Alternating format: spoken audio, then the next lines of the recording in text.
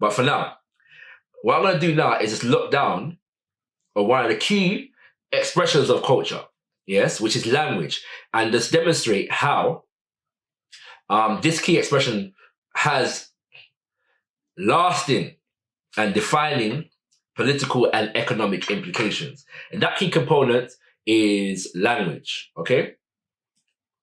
Language, as explained by the great and illustrious Baba Kwesi Pra, who is one of the leading linguists in our Pan-African community today, he says, if culture is the main determinant of our attitudes, tastes, and mores, language is the central feature of culture. It is in language that culture is transmitted, interpreted, and configured. Language is also a register of culture. Historically, the trajectory of a culture can be read in the language and the evolution of its lexicals and morphology. Yes? Don't worry if you don't get all of that. We're gonna explain it as we go forward. Okay? But this, you can see here, the paper that I quoted here, challenges to the promotion of indigenous languages in South Africa. All right. Now, I know sometimes, we have to put some European definitions on it because enough of us, as we facetiously joke about in the Pan-African community, y'all ain't gonna believe me unless a white man says it. So this quote is taken from some European linguists. Language is the cornerstone of every culture. It is the chief vehicle by which people communicate ideas, information, attitudes, and emotions to one another. And it is the principal means by which human beings create culture and transmit it from generation to generation. This is Michael Hughes and Carolyn J. Kroller in Sociology, the Core. Yeah, so these are two European sociologists, all right, who are therefore explaining the importance and centrality of language to a culture. Okay, now let's look at how culture has been used in the oppression, invasion, colonization of African people, and the implications, of the imposition of European languages. Okay, taken from the great and illustrious. I keep using the word great and illustrious because we've got enough great and illustrious people, kings and queens. All right, from Walter Rodney, how Europe underdeveloped Africa. He's explaining now how and why different European groups instituted and imposed European languages. Okay, he says, the Portuguese and the Spanish had always shown contempt for African language and religion. Schools of kindergarten and primary level for Africans in Portuguese colonies were nothing but agencies for the spread of the Portuguese language.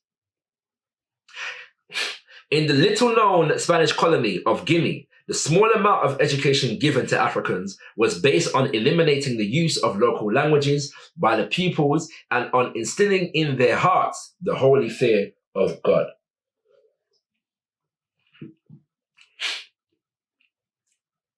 So basically, the language was the key tool to transmit the culture of the people, the key expression of the culture of the people being their language and their religion. To understand the ideas of their religion, they give you their culture. Okay? All right. He goes on, the policy of mock respect. This is another way, in which Europeans dealt with language in the colonization process. They didn't all do it in the same way. Okay? So he just dealt with the Spanish and the French, the Spanish and the Portuguese. We're going to go to another example now in Southern Africa. The policy of mock respect for African culture reached its highest expression in South Africa in the notorious Bantu Education Act of 1953, which sought to promote the differences between Zulu, Soto, Xhosa, Venda, and so on. Differences which were part of an early stage of development and which would have been transcended if there were no European intervention, or if under white rule, specific steps were not taken to maintain the anachronistic tribal entities. So the European comes in, yes, and imposes his definition of our culture on us. He sees these various different groups operating and defines them as separate and distinct, and promotes those differences in terms of how we socially organize the people. So therefore, we grew up in an environment whereby we would be multilingual, yeah? And that multilinguality is discouraged. The groups of people are encouraged because a foreign social order is imposed upon them to see themselves as separate and distinct. Yeah, that separate and distinct identity begins to influence how we organize around each other in relation to each other. Yes? And basically, instead of promoting cohesion and unity, begins to promote division.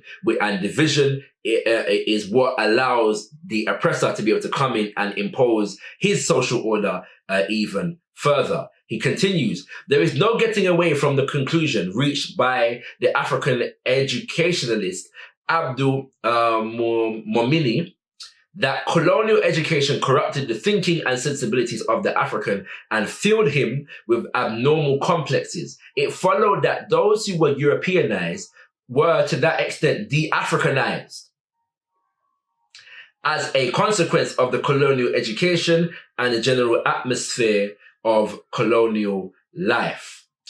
So what's being emphasized here, once again,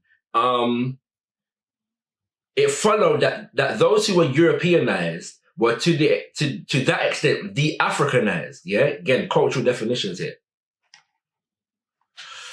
All right, and so in a sense, what colonialism did was to impose a European education system that allowed us to be organized into roles that would suit and facilitate colonialism. So a civil service class, was created, whereby Africans could, operate under the governance of Europeans, So again, coming back to what Emil Kakabra was talking about, the production systems of African life were disrupted, and we were therefore instituted and organized into a social order that facilitated colonialism, the civil class that will facilitate the European domination of ourselves. But there's another aspect to this as well, and that's on the political level.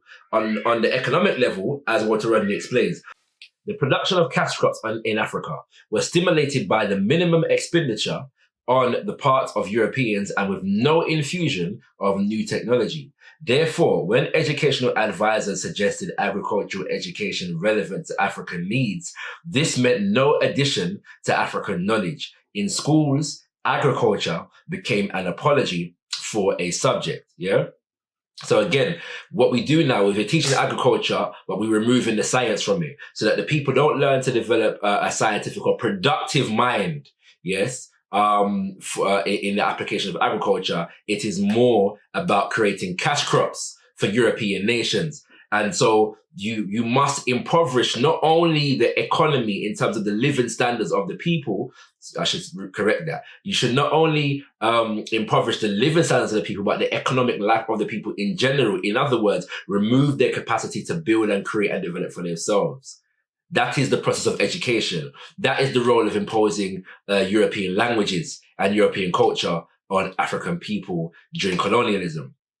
So we can basically evolve that now in the neo-colonialist sense in terms of the impact that European culture continues to have, the imposition and our adoption of European culture, Because we're given the illusion that we're making choices right about now. You know what I'm saying? Right? In terms of how we develop and adopt and adorn ourselves in the raiments of European civilization and European government. Yes? And try to follow European models for economic development. And wonder why we're still in the same position 50, 60, 70 years after independence.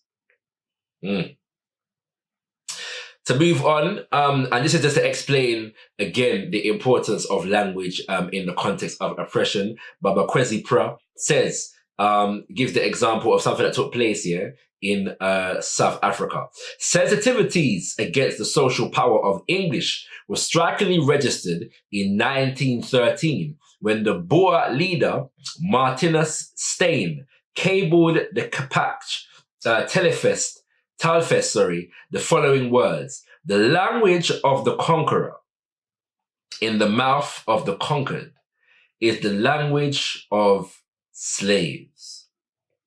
Once again, the language of the conqueror in the mouth of the conquered is the language of slaves. Martinus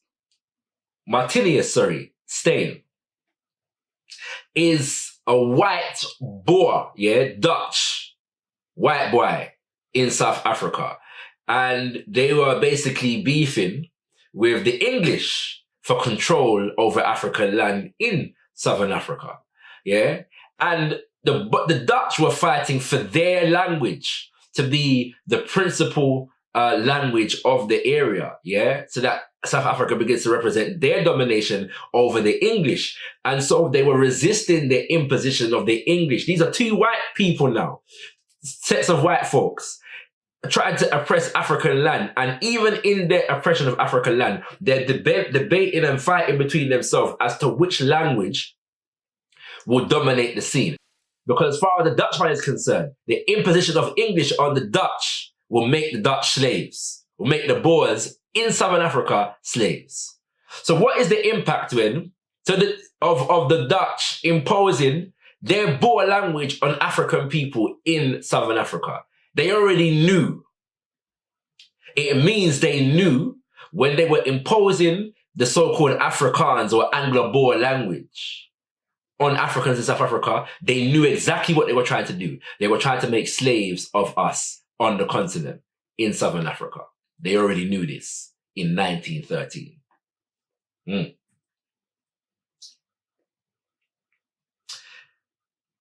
This is taken from a paper that Baba Kwesi Praw wrote, The Burden of English in Africa, from colonialism to neocolonialism. All right, just want to extemporize this a little bit further, looking at the language thing with this brilliant interview from Ngugi wa Thiong'o, the legendary novelist from Kenya. Yes, and in this interview on Hard Talk, BBC Hard Talk, this interviewer was trying to get him to acknowledge the benefits of colonialism in Kenya, and Baba Ngugi was most resistant and expert in his resistance. And taking this vibes right here.